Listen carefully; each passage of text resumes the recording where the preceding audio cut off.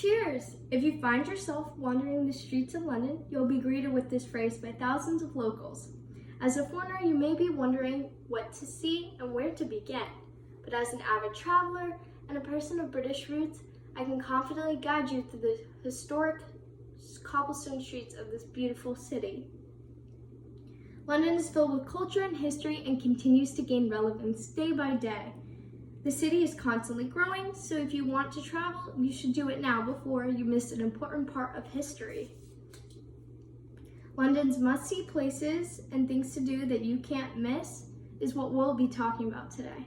We'll cover castles and sights, as well as shops and good eats along the way. London is mainly known for its royal sites, one of them being Buckingham Palace. This is located in central London, which is only a short ways away from many train stops and bus stations.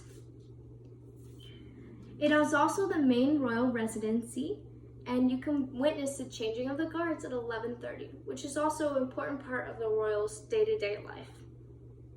Tickets are available to the staterooms in the Buckingham Palace as well as the Queen's Gallery, according to the Book of London on page 20. Kensington Palace is also a focal point of royal life, and the Duke and Duchess currently reside there with their children. And according to Rick Steves London, the King and Queen's State Apartments and Palace Gardens are available for tour if wanted to do so. Another key focal point in London is going to be the Tower of London. It holds the crown jewels, and according to Michael Leitman, author of Great Britain, the ceremony of the keys begins at 9:53 p.m., where the chief warder delivers the keys. After a glimpse of royal life, let's hear about some of the shops that will treat us like royalty. Covent Garden is a market in which it holds luxury stores such as Burberry and Dior. It also is a cultural district which houses a royal opera house if that was something you're into. It also has the Punch and Judy acts, which originated at Covent Garden and are a short puppet plays. Next, we have Camden Market. According to Echo's 20 best shopping areas in London, it has crafts, thrifted goods, and even food. It becomes the electrical ballroom on weekends, transforming from the market to a club. It also has an outdoor market experience with vendors, so it makes you feel like you're one with these certain types of creativity.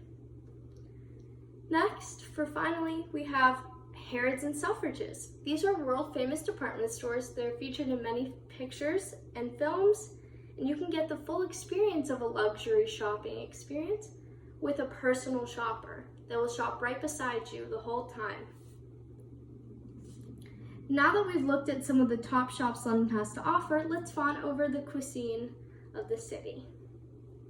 Now, one spot is the Wolseley, and that is a staple of London cuisine. It provides a full English breakfast if you need it, and that includes eggs, beans, mushrooms, toast, sausage, bacon, anything you could put on a breakfast plate. They also have traditional afternoon tea, which is going to be little sandwiches and tea of your choice. Next, we have the Star Tavern, which is listed as one of the most historic pubs by the Telegraph. It is thought to be where the great train robbers attacked the mail service or planned their attack on the mail service. Peter O'Toole is also one of their notable diners, so you can get the chance to see someone famous if you wanted to see that.